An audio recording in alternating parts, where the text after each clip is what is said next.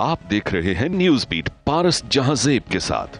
बात चीफ से, लड़ाई शरीफ से और दबाओ अजीब से, ये हैं वो बीट्स जिन पे बात करेंगे आज न्यूज बीट में। अस्सलाम वालेकुम, मैं हूं पारस जहांजेब। मुल्क में हुकूमत भले नून लीग की बन गई हो, लेकिन हकीकत यही है कि इलेक्शन में नून लीग वो कामयाबी हासिल नहीं कर सकी जिसके दावे और ख्वाब उनको दिखाए गए थे। ये वो कामयाबी भी नहीं है जिसकी ख्वाहिश लिए मियां नवाज शरीफ लंदन से वापस लौटे थे। ये वो कामयाबी भी नहीं है जिसके इलेक्शन से 2 दिन पहले तमाम अखबारात में इश्तहार दिए गए थे। अब नून लीग के कायदीन इस नाकामी की जगह जगह वजूहात बताते दिखाई दे रहे हैं। नून लीग पंजाब के सदर राना सनाउल्लाह ने मुफाहमत के बयानिए को इलेक्शन में नाकामी की वजह करार दिया है। वो कहते हैं कि हमें इलेक्शन में मुफाहमत ले डूबी है। हमने मज़ाहमत का बयानिया छोड़कर एस्टेब्लिशमेंट से मुफाहमत की तो मज़ाहमती बयानिया बानी पीटीआई ने अपना लिया। उनको इसका फायदा और हमें नुकसान हुआ है। राना साहब, मज़ाहमत में तकलीफ होती है, मज़ाहमत के नताइज होते हैं, मुश्किलात होती हैं, जेलें होती हैं, मुकदमात होते हैं, गिरफ्तारियां होती हैं, सब्र आज़मा जिद्दोजहद होती है, तवील सियासी और ज़ाती आजमाइशें होती हैं। आपने मज़ाहमत की कोशिश की तो आपको भी ये सब कुछ मिला, लेकिन आपको मुकदमात से निजात और आसानी चाहिए थी, उनको ख़त्म करने के लिए हुकूमत चाहिए थी, तो आपने मुफाहमत का रास्ता इख्तियार कर लिया। और आप ये कैसे कह सकते हैं कि आपको मुफाहमत ले डूबी और उसका नुकसान हुआ है? राना साहब, ये मुफाहमत ही तो थी जिसने आपकी पार्टी की सारी सियासी मुश्किलात का खात्मा कर दिया। ये मुफाहमत ही तो थी जिसकी वजह से मियां नवाज शरीफ सजा याफ्ता कैदी होने के बावजूद जेल से सीधा एवन फील्ड चले गए। ये मुफाहमत ही तो थी जिसने शहबाज शरीफ को जेल से बाहर निकाल दिया। ये मुफाहमत ही तो थी जिसने मरियम नवाज के तमाम मुकदमात खत्म और उनको बरी करवा दिया। ये मुफाहमत ही तो थी जिसने आदम एतमाद को कामयाब करके आपकी पार्टी की हुकूमत कायम कर दी थी। ये मुफाहमत ही तो थी जिसने आपकी ख्वाहिश के मुताबिक 90 दिन के बजाय 190 दिन में इलेक्शन होने दिए। ये मुफाहमत ही तो थी जिससे मियां मोहम्मद नवाज शरीफ को मुल्क में आने से पहले ही हिफाजती जमानत मिल गई। ये मुफाहमत ही तो थी जिसने ताहयात ना अहल मियां मोहम्मद नवाज शरीफ को प्लस और बानी पीटीआई को माइनस करवा दिया। ये मुफाहमत ही तो थी जिसने आपकी पार्टी को गैर मकबूल होने के बावजूद इलेक्शन जितवा दिया। ये मुफाहमत ही तो थी जिसने तारीख में पहली मरतबा फॉर्म 45 की बजाय फॉर्म 47 को जीत कर निशान बना दिया। ये मुफाहमत ही तो थी जिसने आपके पास सादा अक्सरियत ना होने के बावजूद 2/3 अक्सरियत का वजीर आजम बनवा दिया। वैसे तो मुफाहमत से नून लीग को बहुत कुछ मिला है, लेकिन शायद वो बहुत कुछ की बजाय सब कुछ ही लेने के ख्वाहिशमंद हैं। इसलिए आज इसहाक डार को शहबाज शरीफ का नायब वजीर आजम बना दिया गया है। ये तकरूरी बहुत से सवालात साथ लाई है। कहा यह जा रहा है कि अभी 2 दिन पहले नून लीग के इजलास में यह फैसला भी किया गया कि जो कुछ मुफाहमत से नहीं मिल रहा ना, वो मज़ाहमत से ले लिया जाए। सवाल यह भी है कि क्या मुल्क में एक नई पावर गेम शुरू होने वाली है? क्या फिर ताकत के मरकज में किसी एक के माइनस होने की दौड़ शुरू होने वाली है? क्या ये तकरूरी किसी गठ जोड़ का नतीजा है या किसी गठ जोड़ का तोड़ करने की अछूती हिकमत अमली है? और सवाल ये भी है कि क्या इसहाक डार की तकरूरी सिर्फ नून लीग की ख्वाहिश और फैसला है या किसी और की भी ख्वाहिश है? आज के प्रोग्राम में बात करने के लिए हमें ज्वाइन किया है सुन्नी इत्तेहाद काउंसिल की MNA हैं शानदाना गुलजार खान साहिबा। पाकिस्तान पीपल्स पार्टी से सरदार नबील गबोल साहब ने प्रोग्राम में हमें ज्वाइन किया है और वजीर आजम के कोऑर्डिनेटर हैं PMLN से राना एहसान अफजल साहब। अस्सलाम वालेकुम और आप सबका बहुत बहुत शुक्रिया प्रोग्राम में शिरकत करने के लिए। और राना एहसान अफजल साहब, मुझे भी अभी ये पता चला कि आपकी फैमिली में अब से कुछ घंटे पहले डेथ हुई है शायद आपकी फुप्पो की, तो अल्लाह ताला उनकी मगफरत फरमाए, उनके दर्जात को बुलंद करे। आपका शुक्रिया, आप प्रोग्राम में हमारे साथ इस वक्त मौजूद हैं। शानदाना साहिबा, आपसे शुरू करते हैं। अल्लाह ताला कुरान मजीद में फरमाते हैं कि हर मुश्किल के बाद आसानी है, और हमने देखा कि दीगर जो सियासी जमातें हैं उनके ऊपर भी मुश्किल वक्त आया और आज उनके लिए आसानी है, लेकिन पाकिस्तान तहरीक इंसाफ ने बहुत मुश्किल वक्त देखा और अब भी कायम है। आप खुद भी जेल में रही हैं, तो आप समझती हैं कि जो मुश्किल वक्त था वो अब कम होना शुरू हुआ है और आसान वक्त आने वाला है, या अभी भी बहुत इम्तहान बाकी हैं? शुक्रिया पारिस बीबी। देखिए, कल परसों उमर अयूब साहब ने नेशनल असम्बली में बताया अपनी तकरीर में कि हमें सुनने में आया है कि पाकिस्तान ने 2 बेसेस दे दिए हैं अमेरिका को, जिस पर खान साहब ने एब्सोल्युटली नॉट कहा था, और एक बेस अफ़गानिस्तान को कॉर्नर करने के लिए और एक ईरान को। मुझे आप ये बताएं कि एक पाकिस्तान जैसा गरीब मुल्क हो, ऑलरेडी आपके मसले मसाइल चल रहे हो, कभी कश्मीर में। इससे पहले जरा क्लियर कर दें, जो भी आपने इन्फॉर्मेशन दी इसका सोर्स क्या है? उमर अयूब नेशनल असम्बली, उनको फ्लोर से पता चला होगा, उनका सोर्स क्या हो सकता है? I am not quite sure, नहीं जी नहीं, उन्होंने फ्लोर ऑफ द हाउस पे। तो जब तक ऑफिशियल स्टेटमेंट ना आ जाए हम तो उस पर कुछ नहीं बात कर सकते। एब्सोल्युटली, मैं सिर्फ आपको बता रही हूँ अपना एक जो अंडरस्टैंडिंग है मेरी हालात बेहतर होने की। आपकी खबर है, आपकी राय है। एब्सोल्युटली, जो मैंने उमर अयूब से नहीं, असेंबली हॉल में तो सारे बैठे थे, सब ने सुन ली, मीडिया ने भी सुनी है। देखिए, आप पाकिस्तान के लिए क्या चाहते हैं? क्वेश्चन ये है। हम जब भी खान साहब से जेल में मिले, मैं 2 दफ़ा मिली हूँ इस पूरे 1 साल में, वो सिर्फ ईस्ट पाकिस्तान बांग्लादेश की बात करते हैं कि Pakistan should not fall prey to international designs again. वो VONC को साइड पे छोड़ दें, PDM 1 PDM 2 को भी साइड पे छोड़ दें, लेकिन क्या ये मुल्क हमेशा एक वैसल स्टेट रहेगा? आजकल बाइडन है, वो चला जाएगा नवंबर में, लेकिन जो तबाही उसने फ़लस्तीन में फेरी है, यूक्रेन में फेरी है, अलेजिडली उनके दोस्त हैं, हम क्यों ऐसी तबाही को पाकिस्तान में वेलकम करेंगे? तो अगर PTI या खान या हमारे लिए रास्ते आसान भी हो जाएं, what difference does it make अगर पाकिस्तान खराब हो रहा है? बिल्कुल आप ठीक बात कर रही हैं, लेकिन इसके लिए ज़ाहिर है आप सबको मिलकर बैठना पड़ेगा, बात करनी पड़ेगी। और आपकी पार्टी के शहरियार आफरीदी साहब हैं, उनका एक फ़ौज के हवाले से जो स्टेटमेंट है वो काफ़ी कॉन्ट्रोवर्शियल हुआ है, जो 1-2 दिन पहले उन्होंने दिया है। वो कहते हैं कि हम बात करेंगे सिर्फ आर्मी चीफ या DGI से और जल्द मुज़ाकरात होंगे। फिर उन्होंने अपनी ही स्टेटमेंट को क्लैरिफाई भी किया। उन्होंने कहा कि ये नहीं कहा कि जल्द मुज़ाकरात शुरू होने वाले हैं। शाहनाना साहबा, ये क्या नैरेटिव है? ना इस मुल्क में कोई मार्शल लॉ लगा हुआ है और आईनी तौर पे भी फौज हुकूमत से ऊपर तो नहीं है। देखिए, मार्शल लॉ लगा हुआ नहीं लगा हुआ, वो तो आप नेशनल असेंबली की तकारीर जब होती है वो सुन लीजिएगा, आपको पता चल जाएगा कि इस वक्त बेचारा हमारा आइन और बेचारा हमारा कानून। लेकिन देखें, मेरी ज़ाती राय हो सकती है, मेरी पार्टी की राय हो सकती है, खान साहब मेरे बॉस हैं, मैं नेचुरल उनकी तारीफ करूंगी, मुझे वही लगेगा कि वो ठीक है। इशू इस वक्त ये है, शहरियार अफरीदी ने एक फैक्चुअल बात की, उस पर लोग नाराज हो गए। अगर आप PTI की राय बता रहे थे? नहीं, वो अपनी राय बता रहे थे। अब सुने उन्होंने क्या कहा। वो कहते हैं कि why should we negotiate with PDM। General Bajwa ने VONC करवाया, साइफर आया, वोट ऑफ नो कॉन्फिडेंस करवाया, PDM Part 1 आ गई, वो उसके बेनिफिशरीज थे। NAP के कवानीन सारे तरामीम हो गई, ओवरसीज वोटर्स का वोट बर्बाद कर दिया, सारा हो गया। PDM Part 2 भी आ गई। उन्होंने भी 9 फरवरी को जो दूसरा इलेक्शन हुआ था फॉर्म 47 वाला, उससे फायदा लेके यहाँ बैठ गए। उनसे हम क्या नेगोशिएट करेंगे? अब ये शहरियार का ओपिनियन है, हम उनसे क्या नेगोशिएट करें कि जी अब अपनी सीटें छोड़ दे 47 वाली और हमें वापस दे दे? वो क्यों देंगे?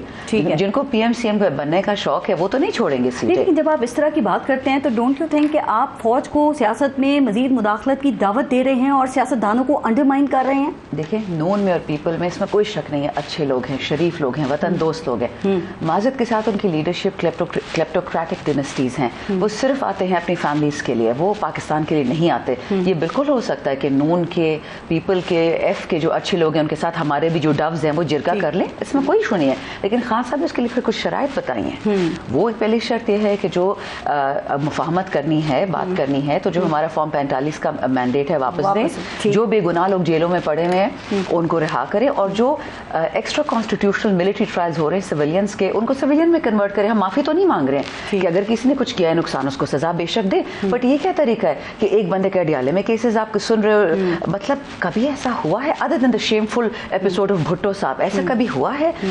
खान साहब की एक बात है, और ये सबको समझनी चाहिए, तमाम सियासी पार्टीज को, इन तमाम इदारों को, this battle game is for the soul of Pakistan, not for PTI।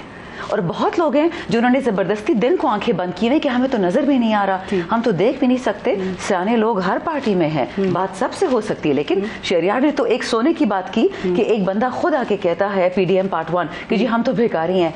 किसी की हिम्मत है कि पाकिस्तान को बेकारी कहे? जब इमरान खान साहब वजीर आजम थे और उस वक्त भी आप देखें कि यही बात हुआ करती थी ना, अपोजिशन कहती थी कि ये सिलेक्टेड हैं, ये कठपुतली हैं, और खान साहब ने खुद भी ये तस्लीम किया था कि मेरे पास तो इक्तदार ही नहीं है, नैब भी जनरल बाजवा के कंट्रोल में है, तो हमारे यहाँ तो सिविलियन दौरे हुकूमत में मुकम्मल तौर पे इख्तियार रहता ही नहीं है, इख्तियार होता ही नहीं है पास। तो बात फिर वही है ना कि सियासतदान से जब तक बात नहीं करेगा मुल्क आगे कैसे बढ़ेगा? देखिए, जब VONC होने लगा था, वोट ऑफ नो कॉन्फिडेंस, तो मेरे पास बहुत सियासतदान, मेरे भाई बहन असेंबली में बैठते हैं, अच्छे लोग हैं बाकी पार्टीज के। उन्होंने मुझे कहा कि जनरल बाजवा आपकी पार्टी खत्म कर रहा है, उसको खान से मसला है, तो आप प्लीज अपना करियर और फ्यूचर बचाएं और कहीं और चली जाएं। वो अभी भी मेरे भाई बहन है, मैं अभी भी उनकी इज्जत करती हूँ, नून है, पीपल है, जो भी है। बट इशू ये है कि क्या जब जनरल बाजवा ये कर रहे थे तो पीपल और नून को ये ऑफर मुझे करनी चाहिए थी? क्या तब उनको याद नहीं था सिविलियन सुप्रीमेसी? अब उनको याद आ रहा है। बहरहाल आपके जो शिबली पर नून लीग ने आपको ऑफर की थी, पाकिस्तान की पार्टी ने जो भी थे, बस दोनों पार्टीज, मेरे सब पार्टीज में दोस्त है, भाई बहनों वाले मेरे रिश्ते हैं सबसे। लेकिन द पॉइंट बीइंग, क्या उस वक्त को सिविलियन सुप्रीमेसी और मिलिट्री इंटरफेरेंस याद नहीं थे जो अब उनको याद आ रही है? आपने इंकशाफ किया, 100 दफा किया है, पहली दफा थोड़ी किया। राइट। अब शिबली फराज साहब कह रहे हैं कि खान साहब ने हमें इजाजत दे दी है कि आप तमाम स्टेक होल्डर से बात करें।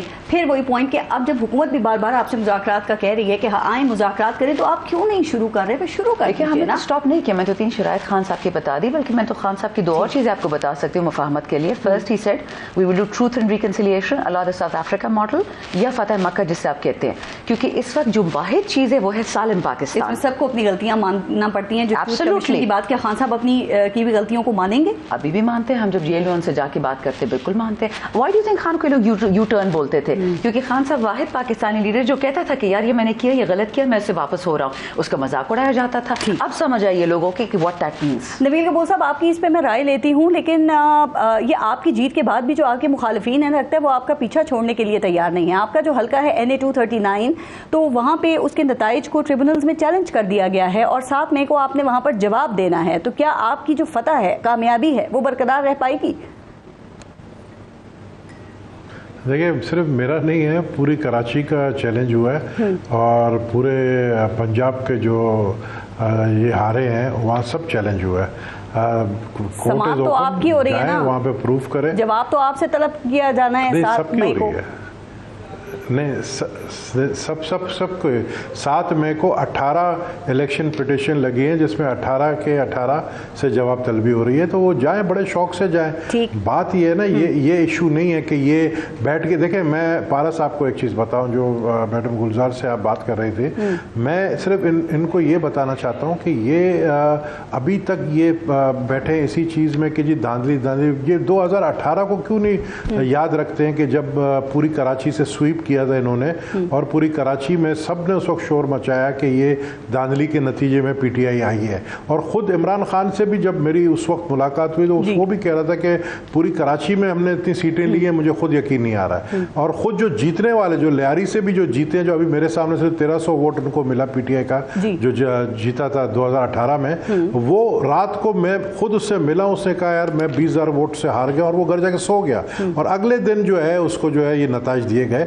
तो ये दिन, ये वक्त, ये 2018 का जो इनका जिस कंधे पे बैठकर ये आए थे, ये अभी भी वही सोच लेकर आ रहे हैं। तो इसलिए कहते हैं कि इसीलिए जो हारता है वो इसी तरह की बात करता है। 2018 में आपकी ये शिकायत थी। देखिए पारस देखे, आज भी क्या ये कह रहे हैं, ये 2018 को नहीं भूलते, लेकिन आज भी PTI वाले यही कहते हैं कि जी ये जो डायलॉग है हम गवर्नमेंट से नहीं करेंगे, हम मिलिट्री स्टैब्लिशमेंट से करेंगे। तो भाई मेरे, आप लोग जमहूरियत की जो बातें करते हो, तो जमहूरियत में तो आपको हमसे बात करना पड़ेगा। एक वजह बता रहे हैं सर, एक सेकंड सुनिएगा जरा। गबोल साहब वो इसकी वजह बता रहे हैं। देखिए, जब इमरान खान वजीर आजम थे तो बिलावल भुट्टो ने सबसे पहले उनके लिए सिलेक्टेड का वर्ड यूज किया था। अब पाकिस्तान तहरीक इंसाफ ये कह रही है कि जो मुस्लिम लीग नून की गवर्नमेंट है, वजीर आजम शहबाज शरीफ हैं, वो तो बेइख्तियार हैं, उनके पास तो कोई इख्तियार ही नहीं है, तो इसीलिए हम फौज से मुज़ाकरात करेंगे। क्या आप वाकई समझते हैं कि शहबाज शरीफ भी सिलेक्टेड हैं और वो बेइख्तियार हैं? नहीं, कोई बेख्तियार नहीं है। बड़ी सोच समझ के जो फैसला PML नून ने किया और पाकिस्तान पीपल्स पार्टी ने सपोर्ट किया, वो बड़ी सोच समझ के किया और इख्तियारात के साथ किया है। अच्छा। और बिल्कुल इस वक्त डेमोक्रेसी है, कोई इंटरफेरेंस नहीं इस्टेब्लिशमेंट से। ये लोग अनसर्टेनिटी पैदा करने के लिए नेशनल असेंबली के बिजनेस को चलने ही नहीं देते हैं। अच्छा। इनको समझाया गया, इन्होंने अभी थोड़ा बहुत समझे ये लोग, अभी थोड़ा बहुत ये लोग जो है हाउस को चलने दे रहे हैं, जो बिजनेस है हाउस का। लेकिन ये एक दूसरे को मतलब आप नीचा दिखाने के लिए शोर मचा के स्पीकर डाइस पे खड़े हुए क्या जाहिर करना चाहते हैं? इमरान खान से मुज़ाकरात पर आमादा हो जाती है, क्योंकि PTI में कई लोग ये कह रहे हैं कि खान साहब ने इसकी कई बार कोशिश की और दूसरी तरफ से जवाब नहीं मिला। आपको क्या लगता है कि अब जवाब मिलेगा? और ये जो खबरें आ रही हैं इसमें कितनी सदाकत है कि पसे पर्दा बातचीत का आगाज हो चुका है? मैं सिर्फ अपने इंफॉर्मेशन के उसके जो सोर्सेज हैं उसके मुताबिक अभी तक इनके 2-3 मीटिंग्स हो चुकी हैं। जो हुकूमत के सर्कल्स हैं या PTI के जो अडियाला जेल में बैठे हुए हैं, इनकी 2-3 मीटिंग हो चुकी हैं। और इनके बीच में जो लोग हैं उन्होंने खुद इस बात को कंफर्म किया कि हाँ हमारी मीटिंग्स, हमारी बातचीत चल रही है गवर्नमेंट के साथ। अब गवर्नमेंट के जो वो मिनिस्टर्स हैं या जो गवर्नमेंट के जो वो लोग हैं, उनके साथ अगर कोई इस्टेब्लिशमेंट का कोई शख्स है या नहीं है, इसके बारे में मैं कुछ नहीं कह सकता हूँ। बट बातचीत चल रही है। और बातचीत किस चीज़ पे चल रही है? -9 में जो कि ये कहते हैं कि जो 9 मई में जो इन्वॉल्व है उनको रिलीज किया जाए, वो नहीं हो सकता। 9 मई वालों को कभी माफ नहीं किया जाता। जो भी हो 9 मई को जो इंडिया नहीं कर सकी वो इन लोगों ने किया। वो 9 मई में जो लोग इन्वॉल्व थे ना, वो इलेक्शन लड़के वजीर आला बन गए, वुज़रा बन गए, वो ऑपोजिशन लीडर बन गए। वो देखे पब्लिक अकाउंट्स कमेटी के चेयरमैन भी शायद लग जाएंगे। मैं समझता हूँ कि मैं समझता हूं कि देखें जो जिन लोगों की आपने बात की है, अगर ये हमारे ऊपर इल्ज़ाम लगाते हैं कि ये फॉर्म 47 वाले हैं, तो मैं भी ये कहूंगा कि जो 90 सीटें इनको मिली हैं, ये भी इनको फिर नवाजा गया है। ठीक है, ये इस तरीके से अगर ये हम पर इल्ज़ाम लगाते हैं, हमें पता है बहुत सारी जगहों पर ये नवाजा गया है। मुझे ज़ाती तौर पर पता है कि बहुत सारी जरा धांधली के ऊपर भी जरा आगे ना करें, मूव फॉरवर्ड की जो बात हो रही है, आपने कहा फॉरवर्ड का तरीका क्या है। ठीक, आपने बात की कि गवर्नमेंट के कुछ लोगों से बातचीत हो रही है। मैं जरा शानदाना गुलजार साहिबा से इस खबर को कंफर्म करूंगी, लेकिन राना एहसान साहब, पीटीआई कह रही है कि उनसे बात की जाएगी जिनके पास इस मुल्क में इख्तियार है, और आपको पता है ना कि यहाँ पे पाकिस्तान में इख्तियार किसके पास होता है। बिस्मिल्लाहिर्रहमानिर्रहीम। देखिए, 2-3 चीजें मैं पहले क्लियर कर दूं। इन्होंने कहा कि हमने कोई अड्डे दे दिए। देखिए, पहली बात तो ये कि ऐसी कोई बात नहीं है, और अगर ऐसी कोई बात हुई तो वो ढकी छुपी नहीं रहेगी, वो अवाम के सामने आ जाएगी। तो एक प्रोपेगेंडा के ऊपर आप अपनी जो है वो नैरेटिव या डिबेट को बिल्ड करें, ये नहायत ही गलत है। इस मुल्क को कंफ्यूजन की जरूरत नहीं है। इस मुल्क के अंदर हमने स्टेबिलिटी लानी है, और वो कंफ्यूजन और प्रोपेगेंडा करके नहीं आएगी, नंबर 1। नंबर 2, ये कहना कि हम जो है वो बातचीत ISI या अफवाज के सीनियर अफसरों के साथ करेंगे और दूसरों के साथ नहीं करेंगे, इसका क्या मतलब है? क्या 9 मई को ये बातचीत करने नहीं गए थे 10 शहरों के अंदर फौजी तंसीबात के पास जब ये धरना देने गए थे, तो वो भी एक फॉर्म ऑफ बातचीत था इन्हीं इदारों के साथ। तो उसका क्या नतीजा आया? उसका नतीजा तो बड़ा खतरनाक आया कि इस मुल्क के अंदर एनआरकी की तरफ आप इसको ले जाने लगे थे।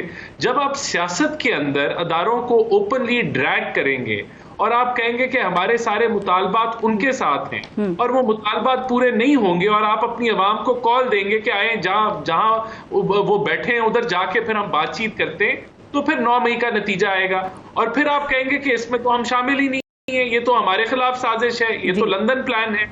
तो ये वो बातें हैं जिनके ऊपर आज निशानदेही करने की जरूरत है कि यही कुछ करके आप वहां पहुंचे थे, यही रेड लाइन खान है, ये क्रॉस हो गई तो हम उसको नहीं, और ललकारते थे आप इन अदारे के लोगों को। तो ये हम तो देखें, हमारी पूरी मुहिम जो चली PDM से की जो थी वो तो थी कि इनको सियासत के अंदर मुदाखलत नहीं करनी। और राना एहसान साहब, जरा एक पे आप बिल्कुल ठीक बात कह रहे हैं। याद है जब आप ऑपोजिशन में थे और इमरान खान का एक पेज चल रहा था, जब वो वजीर आजम थे, तो आप लोग भी तो गैर सियासी कुव्वतों के साथ जाके आपके भी तो मुज़ाकरात होते रहे ना, और ये उसी कामयाबी का तो नतीजा नहीं है कि आज वफाक में और पंजाब में आपकी हुकूमत है। मियां नवाज शरीफ, शहबाज शरीफ, मरियम नवाज, हमजा शहबाज, इसाक डार समेत और भी जो नून लीगी जिन पे केसेस थे, वो सारे केसेस खत्म नहीं हो गए। नहीं, बात यह है कि हमारा मौक़िफ़ क्या था, आप निकाल के देखिए ना। हम कहते थे कि इनको सियासत में मुदाखलत नहीं करनी चाहिए। यहाँ इनका मौक़िफ़ खान साहब का जब वो उनको निकाला गया आईनी तरीके से, वो क्या था कि हम तो इनसे बातचीत करेंगे।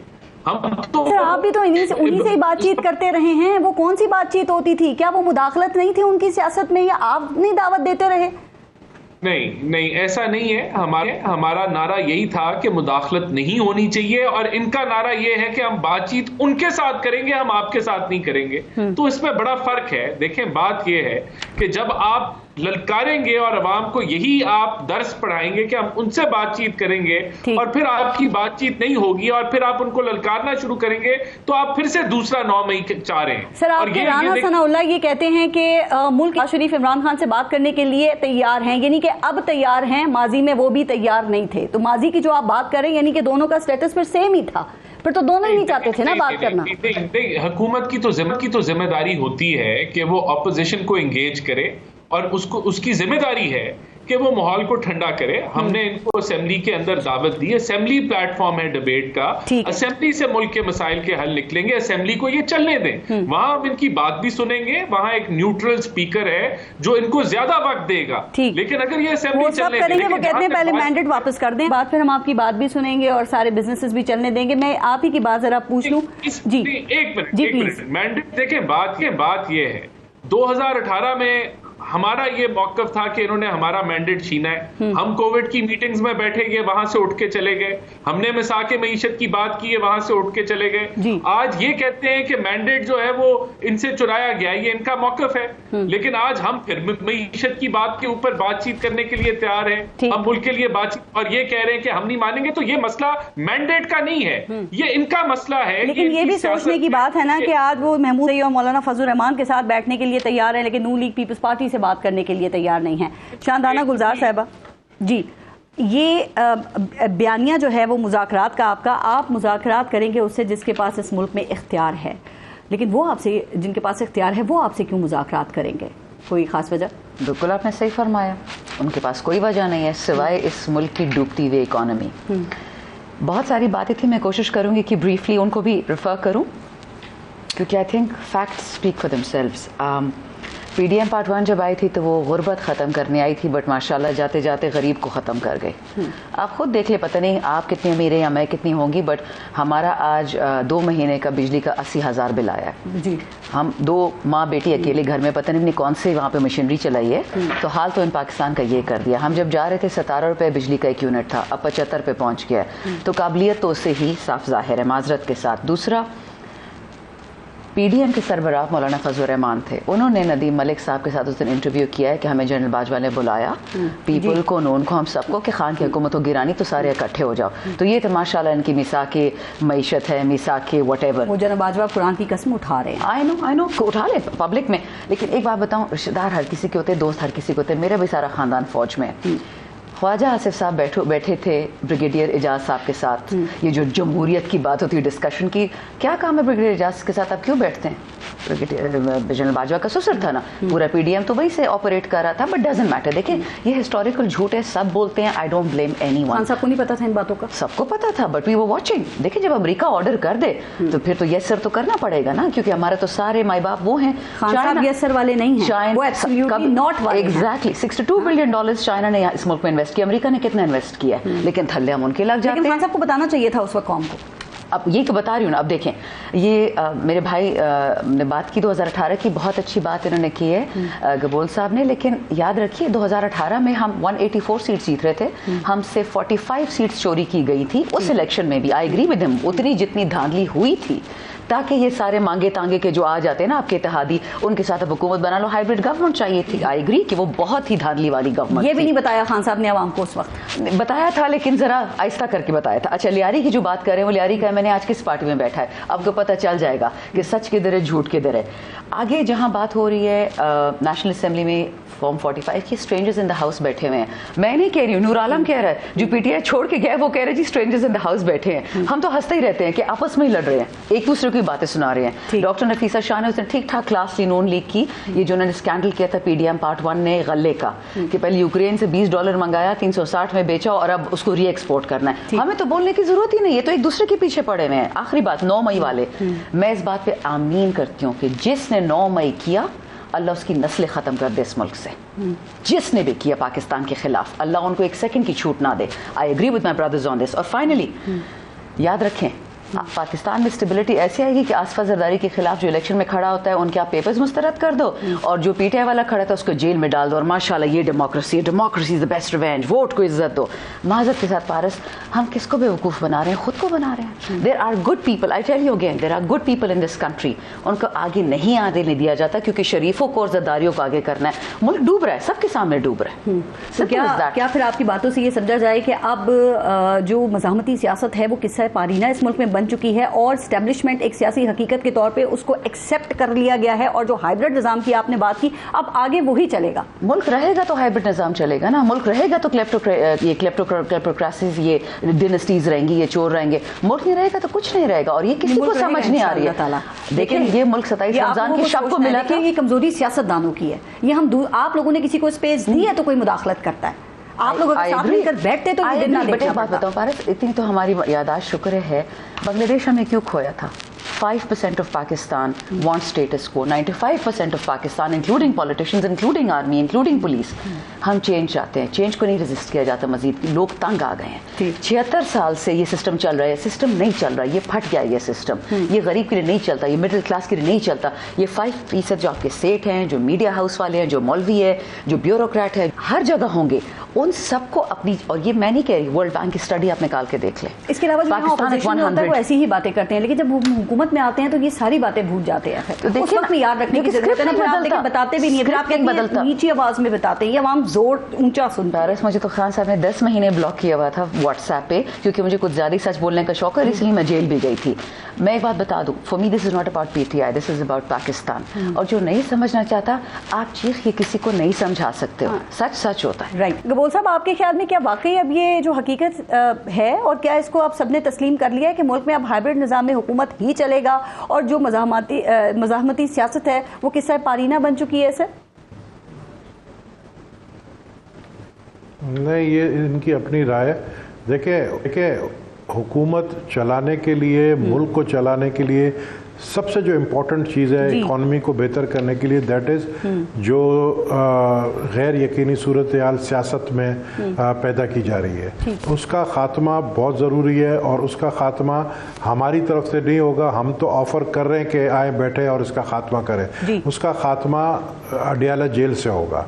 अब ये अगर मुल्क के लिए सोचे, देखें आपने ये नोट किया जब सर्टेनिटी आई थोड़ी बहुत और हालात बेहतरी की तरफ गए, तो आपने माशी हालात देखा कि वो बेहतरी की तरफ निकल गई, चल रही है मतलब इस वक्त. और आगे आने वाले दिनों में भी मुझे बड़े अच्छे वक्त मतलब पाकिस्तान के लिए नजर आ रहा है. ये अच्छी बात है गबोल साहब, लेकिन ये कहते हैं, लेकिन आज देखें साख डार जो हैं वो डिप्टी प्राइम मिनिस्टर बन गए हैं, तो इसकी क्या वजह लगती है आपको? क्या और इस बात की क्या अहमियत है? क्या शहबाज शरीफ सही काम नहीं कर रहे थे? नहीं, डिप्टी प्राइम मिनिस्टर एक सेरेमोनियल पोस्ट है, उसका कोई इतनी इंपॉर्टेंस नहीं है. वो जो प्राइम मिनिस्टर मुल्क से बाहर होंगे तो उस वक्त शायद क्या है आपके पास खबरें होती हैं के तौर पर वजह मेरे खबरों के ऊपर ना जाइएगा. मेरी खबरें ही ले डूबती है मुझे कभी कभी. लेकिन मुझे ये पता है कि इसाक डार साहब खुश नहीं थे कि जब उनको जो है फाइनेंस मिनिस्ट्री से देने से इनकार किया गया. और इस वक्त मैं समझता हूँ, हाँ, शायद उनको बैलेंस कर रहे हैं. उसकी क्या इंपॉर्टेंस है? उसकी फैमिली इंपॉर्टेंस ज़्यादा है बनस्बत सियासी इंपॉर्टेंस, क्योंकि वो फैमिली के मेंबर है शरीफ फैमिली की. और शरीफ फैमिली जी ये मैं उस पर अभी इट्स टू अर्ली टू से कि बड़ी गेम क्या होगी. बट ये है कि देखते हैं. अभी हम उनके लगता तो बहुत कुछ है, लेकिन ये जो हम क्यों गवर्नमेंट में शामिल नहीं हो रहे नहीं. पाकिस्तान पीपल्स पार्टी ना होते हुए भी मजे में 71 वोट्स आपके पास, सिंध हुकूमत आपके पास, आपको तो वैसे कोई गम नहीं है, या यहीं तक सियासत महदूद कर लिया आपने अपनी? हाँ, बट अब हमारी सियासत को आगे देखेंगे आप कि हमारी सियासत और फिर जरदारी साहब की जो रोल है as a president of Pakistan, वो आने वाले 2-3 महीने में आप बजट के बाद देखेंगे. तो हम लोग बड़ा सेफ खेल रहे हैं. अब जो इन्होंने की है शाहदाना गुलजार ने कि जी महंगाई है और ये 2 लोग रहते हैं, 80,000 का जो ये बिल आता है, बिल्कुल हम भी इसके खिलाफ है.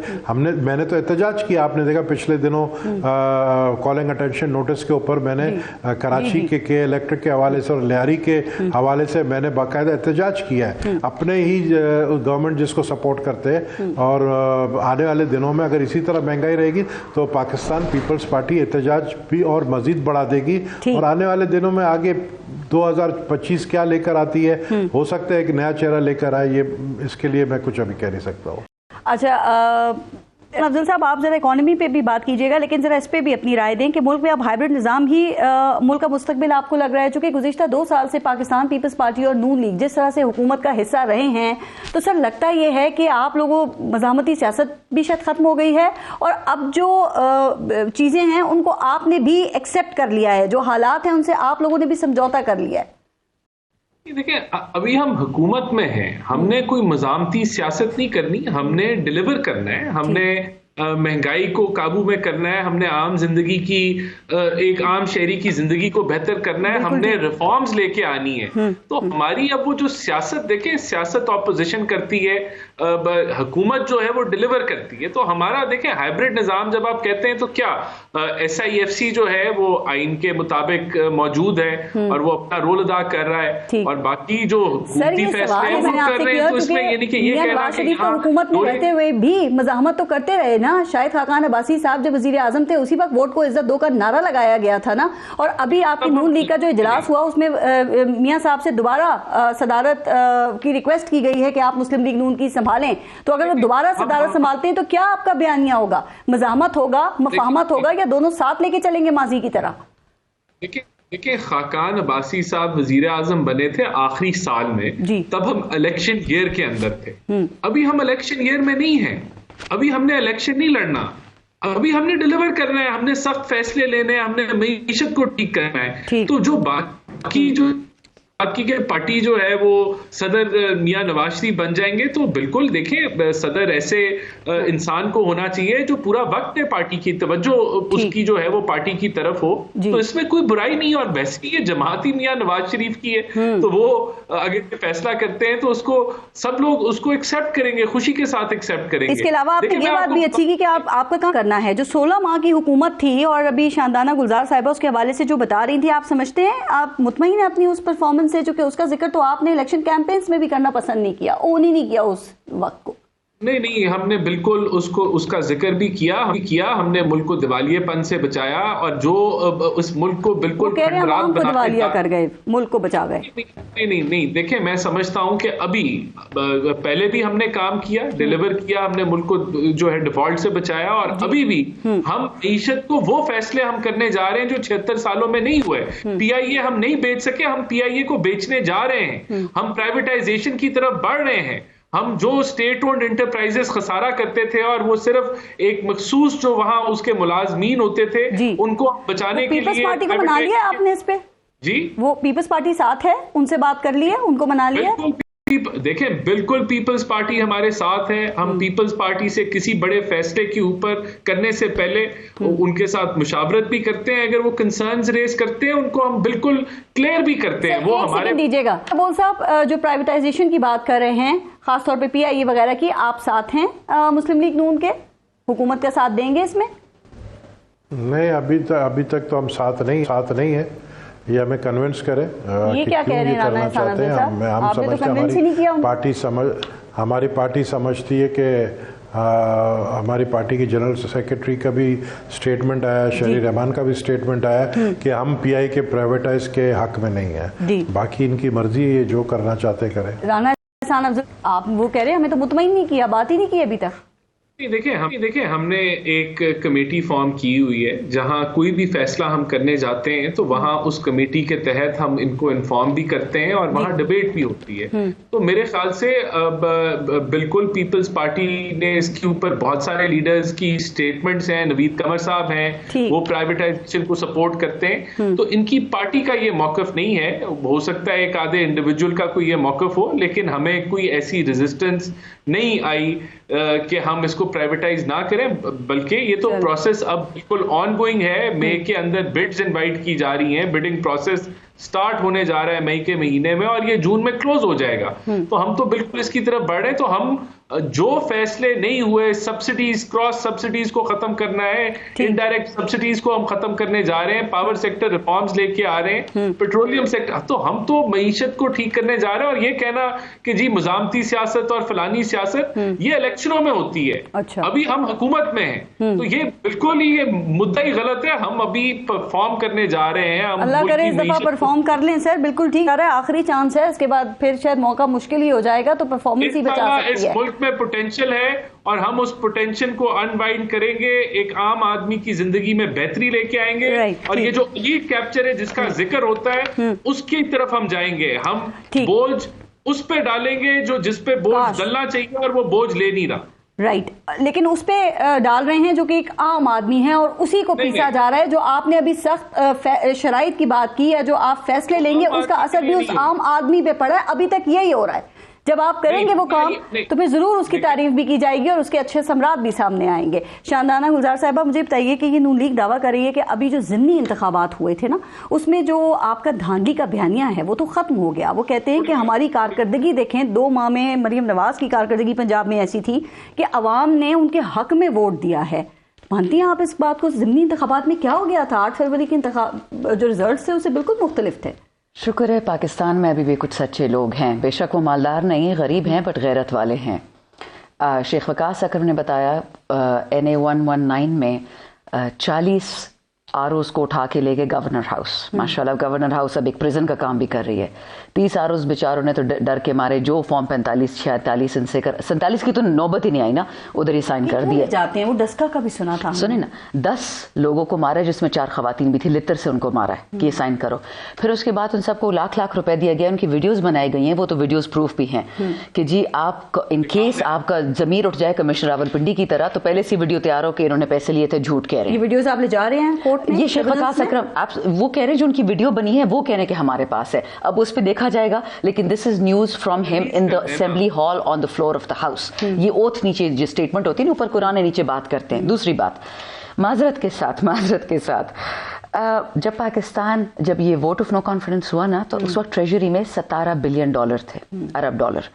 मोहम्मद जुबैर साहब की उठा के देख लें इंटरव्यू, वो PTI से नहीं है।